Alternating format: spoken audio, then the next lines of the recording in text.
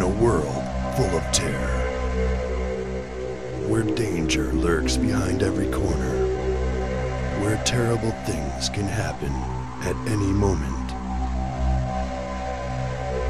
Behold the oldest terror of all.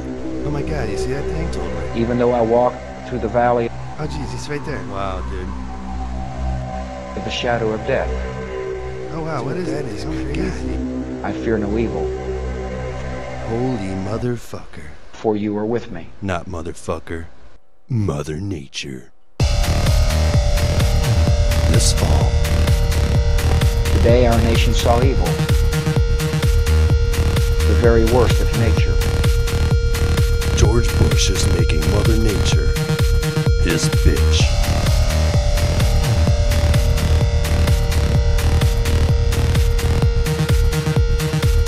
The President, I think, is signaling that the U.S. is committed to the security and stability of the region and the Gulf.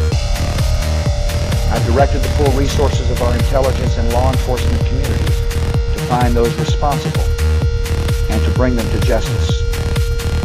We will make no distinction between the terrorists who committed these acts and those who harbor them.